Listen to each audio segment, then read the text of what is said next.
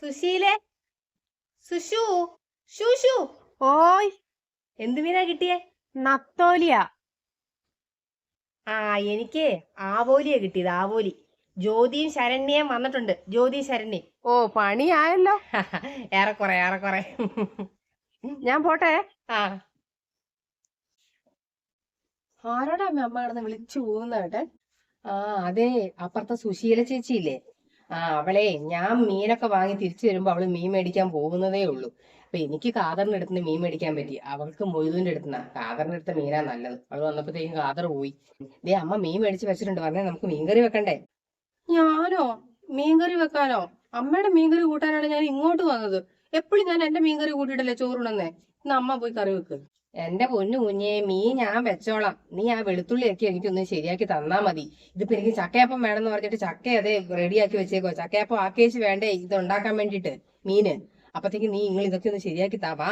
അമ്മ, ഞാൻ മാത്രമല്ലല്ലോ, അമ്മയുടെ മരുമോള് വന്നിട്ടില്ലേ? അമ്മ പോയിട്ട് അമ്മയുടെ മരുമോളോട് പറ. എന്റെ പൊന്നു കുഞ്ഞെ, പാവം പിടിച്ച കുറച്ച് വെളുത്തുള്ളിനെ റെഡിയാക്കി പൊളിച്ചെടുക്കാനല്ലേ. ഞാൻ ചെയ്തോളാം. അമ്മ ചെയ്തോളാം. ആ, അതാ നല്ലത്. ഓ, അമ്മയുടെ ആവോലിക്കറിയുടെ ഒരു ടേസ്റ്റ്. ആ ഉപ്പും മുളകൊക്കെ അങ്ങ് പിടിച്ചു കഴിഞ്ഞപ്പോ എന്തൊരു രുചിയാ. എന്റെ വായിന്ന് പോയിട്ടില്ല. അതെന്താ, മീൻകറി കൂട്ടിട്ട് വാ കഴുകിയില്ലേ? വാ കഴുകി അല്ല, വായിന്ന് പോയിട്ടില്ല എന്ന് പറഞ്ഞുകൊണ്ട് ചോദിച്ചാ.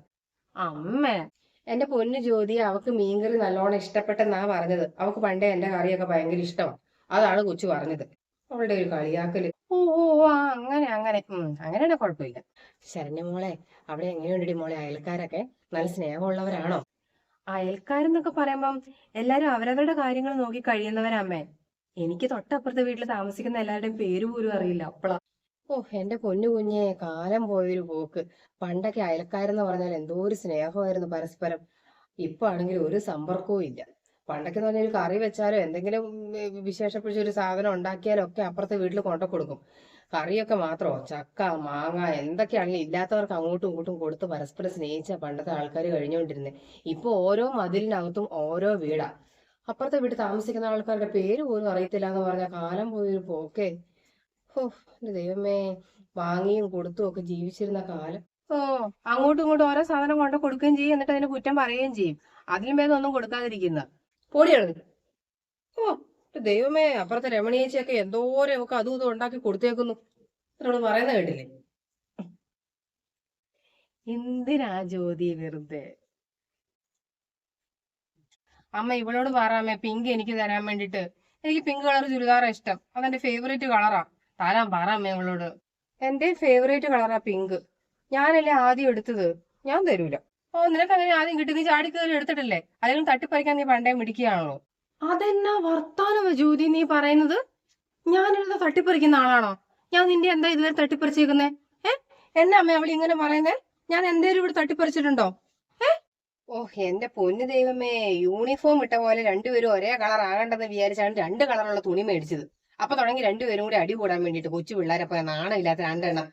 ഓ, എന്തൊരു കഷ്ടമാണ് എന്റെ ദൈവമേ. ഞാൻ വിചാരിക്കുന്നത് ഏത് നേരത്താണ് നിങ്ങൾക്ക് വരുമ്പത്തേക്ക് തുണി എടുത്ത് വെക്കാൻ തോന്നിയത് എനിക്ക്. ഓ, അമ്മയുടെ മരുമോളോട് പറ, എനിക്ക് തരാൻ പറ. അമ്മയുടെ മോളോട് പറ. ഞാനാണ് ആദ്യം എടുത്തത്. ആദ്യത്തെ കവറിനകത്ത് ആ പിങ്ക് ആയിരുന്നു. അത് എന്റെ ഒരു ഭാഗ്യമല്ലേ. ഞാൻ കൊടുക്കൂല. എന്റെ പൊന്നു ജ്യോതി, കിട്ടിയത് കൊണ്ട് തൃപ്തിപ്പെടി അങ്ങോട്ട്. വെറുതെ വഴക്ക് കൂടാതെ. ഓ, എന്നോട് കിട്ടിയത് കൊണ്ട് തൃപ്തിപ്പെടാൻ വേണ്ടിട്ട്. അമ്മയ്ക്ക് അല്ലെങ്കിൽ എന്നെ കഴിഞ്ഞ് ഇഷ്ടം അവളെയാണല്ലോ. എന്റെ മരുമോളോടാണല്ലോ സ്നേഹം കൂടുതൽ. അതെ, അമ്മയാ എന്നെ പ്രസവിച്ചത്. അതമ്മ മറന്നു പോരുത്. ഓ, അത് മറക്കാന്നൊക്കെ ഞാൻ വിചാരിക്കും. പക്ഷെ ഈ അനസ്തേഷ്യ കുത്തിയതിന്റെ പുറത്തുനിന്ന് വരുന്ന ഇടയ്ക്കുള്ള വേദനയും പിന്നെ വയറിനകത്തെ പാടും എല്ലാം കാണുമ്പോഴത്തേക്ക് എങ്ങനെ മറക്കാനാ? അങ്ങ് ഓർത്തു പോവുമല്ലേ. ഇപ്പത്തെ പോലെ ഒട്ടിക്കലാണോ? ഒന്നിങ്ങനെ കീറി തുന്നി കെട്ടി വെക്കുവല്ലേ. ഓ, അതൊക്കെ കാണുമ്പോ എങ്ങനെയാ അവനെ മറക്കുന്നത്? അമ്മ, ചേച്ചി, ചേച്ചി. ഓ, ആ, വരുവാ വരുവാ. ആ, ചേച്ചി, ഞാനേ പശുവിനെ നിങ്ങളുടെ പറമ്പിലൊന്ന് കെട്ടിക്കോട്ടെ. നിങ്ങളുടെ പറമ്പ് വൃത്തിയാകുകയും ചെയ്യും. പശു പറമ്പിൽ ചാണകവും ഇടൂലേ? അത് ശരി. പറമ്പ് മുഴുവൻ ചാണകം കിടക്കുമ്പോഴാണോ പറമ്പ് വൃത്തിയായിട്ടിരിക്കുന്നത്? അതല്ലേ ചേച്ചി, ചാണകം നല്ല വളമല്ലേ. നിങ്ങക്ക് തെങ്ങിനും കവുങ്ങിനും ഒക്കെ ഇടുകയും ചെയ്യാൻ, വേണം ചെടിക്കും ഒക്കെ ഇടാലോ. അതാ പറഞ്ഞേ. ആ, ഉവ്വ ഉവ്വ, ആ കൊണ്ടേ കെട്ട്. മോളും മരുമോളും വന്നിട്ടുണ്ടല്ലേ? ഒച്ചപ്പാട് കേട്ടു. കുറച്ചു ദിവസത്തേക്ക് ശബ്ദമൊക്കെ കേൾക്കും. രണ്ടുപേരും വന്നിട്ടുണ്ട്. ആ, അല്ല, അന്നേരം മോനും മരുമോനും ഇല്ലേ? ഓ, വൈകുന്നേരം വരുമേ. ആ, വൈകിട്ട് വരും. മോനും മരുമോനും കൂടിയിട്ട്. ചെല്ല്, പശുവിനോടെ നല്ല വൃത്തിയായിട്ട് കഴിക്കാൻ പറയണം. ഏ ആ ആ ആ ആ. ഊഹ്, നിർത്താനായോടി രണ്ടിനും കൂടി. മനുഷ്യനെ നാണം കെടുത്താൻ വേണ്ടിട്ട് ദൈവമേ, ഒച്ചപ്പാട് ബഹളവും വരുമ്പോ തുടങ്ങും. ഉഹ്, ഞാൻ അവള് പോയിട്ട് എല്ലാരോടും ഇത് പറഞ്ഞു കൊടുക്കട്ടെ. നമുക്ക് ഒച്ച കേട്ടിട്ട് പെട്ടെന്ന് അടികൂടി രണ്ടിനും ഞാൻ പിടിച്ച പുറത്ത് ഞാൻ കഴുത്തെ പിടിച്ച് പുറത്തിറക്കി വിടും, പറഞ്ഞേക്കാം. പോത്ത് പോലെ വളർന്നിട്ട് കിടന്നു വഴക്കു കൂടുന്നു. ഉഫ്, എന്റെ ദൈവമേ, ഇളയ ഒരു മകനുണ്ട്. ഇനി അത് കെട്ടിക്കൊണ്ട് വരുന്ന പെണ്ണെങ്ങനത്തെ ദൈവത്തിനറിയാം. അതാണെങ്കിൽ ഇവിടെ എന്റെ കൂടെ കാണുകയും ചെയ്യുമല്ലോ. ഓ തമ്പുരാനെ, അതും കൂടെ വന്നു കഴിഞ്ഞാൽ അവിടെ കിടന്ന് ചിലപ്പോ 3 പേരും കൂടിയിട്ട് ഈ മീൻചന്തേ പോയ പോലെ ആയിരിക്കും. പൊടി.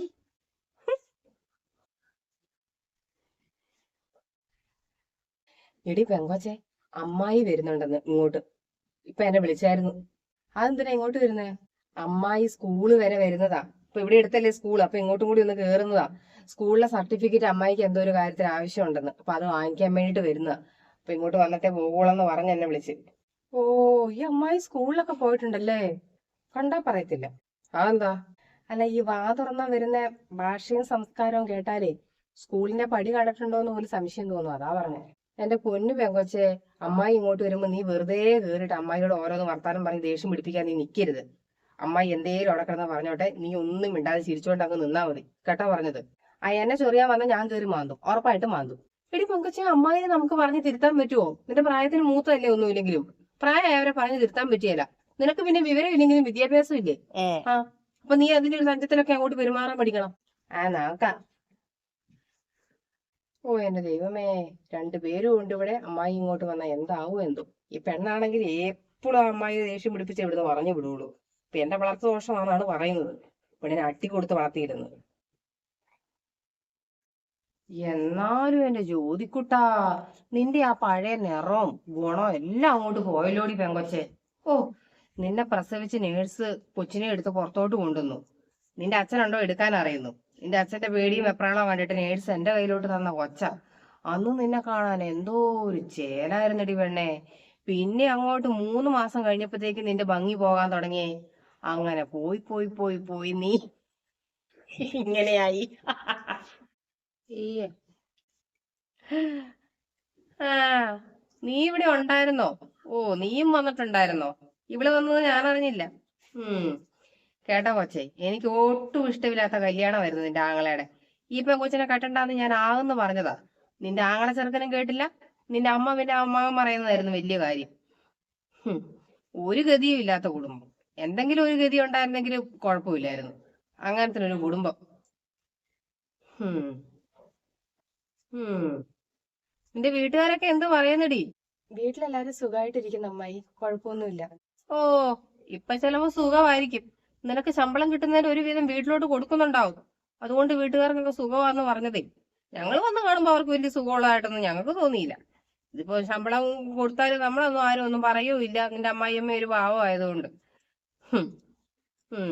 ഞാൻ എന്റെ കെട്ടിയോന്റെ ചേട്ടന്റെ മകളുമായിട്ട് കല്യാണം പറഞ്ഞതാ അവന്. ആ പെങ്കൊച്ചിനെ ഇന്ന് കെട്ടുമായിരുന്ന ചെറുക്കൻ രാജാവാ. അങ്ങനെ കഴിയേണ്ട ചെറുക്കനാ. യോഗമില്ല അമ്മണിയേ, യോഗമില്ല. എടി, നിന്റെ വായിക്കത്തെന്താ പഴം തിരികെ വെച്ചേക്കുവാണോ?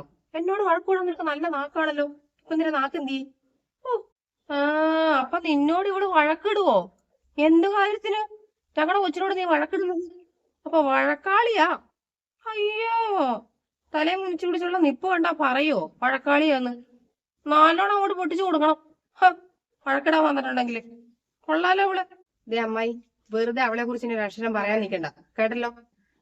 അവളെ കല്യാണം കഴിച്ചതിന് ശേഷമാണ് എന്റെ ആങ്ങളയ്ക്ക് ഗവൺമെന്റ് ജോലി കിട്ടിയത്, മനസ്സിലായോ? പിന്നെ അവളെ കഷ്ടപ്പെട്ട് അവളുടെ വീട്ടുകാർ പഠിപ്പിച്ചു. അതിനകത്ത് ജോലിക്കകത്തുനിന്ന് കിട്ടുന്ന പൈസക്കകത്തുനിന്ന് കുറച്ച് വീട്ടിൽ കൊടുക്കുന്നവർക്ക് എന്താ കുഴപ്പം? എന്തെങ്കിലും കുഴപ്പമുണ്ടോ? എടി, പിന്നെ ഉണ്ടല്ലോ, ഈ അമ്മായിക്ക് ഒരു മരുമോള് വന്നേ.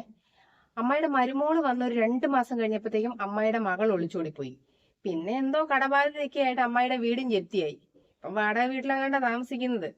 അങ്ങനെ നല്ല ഐശ്വര്യമുള്ളൊരു മരുമോളാണ് കാലെടുത്ത് കുത്തി വന്നത്. ഏതായാലും ഞങ്ങളുടെ വീട്ടിലൊരു കൊച്ചു വന്നപ്പോഴേ ഞങ്ങൾക്ക് ഐശ്വര്യം മാത്രമേ ഉണ്ടായിട്ടുള്ളൂ, ഒരു കുഴപ്പം ഉണ്ടായിട്ടില്ല, കേട്ടോ. എടി പുഷ്പേ, പുഷ്പേ, ഞാൻ പോയേക്കുവാ. അല്ല, അപ്പം ബിരിയാണി ഉണ്ടാക്കിയിട്ടുണ്ട്, കഴിച്ചിട്ട് പോകാം. ചേച്ചിയല്ലേ പറഞ്ഞ ബിരിയാണി വേണമെന്ന്, അതുകൊണ്ട് ഞാൻ ഉണ്ടാക്കിയതല്ലേ. ബിരിയാണി നിന്റെ മാക്കും മരുമോക്കും കൂടെ കൊടുക്ക്, എനിക്കെങ്ങും വേണ്ട നിന്റെ ബിരിയാണി. ഓ എന്റെ ദൈവമേ, ഏത് നേരത്താണോ എനിക്ക് ഇങ്ങോട്ട് വരാൻ തോന്നിയത്. ഓ എന്റെ പുഷ്പേ, സ്കൂളിൽ വന്നതായിരുന്നു.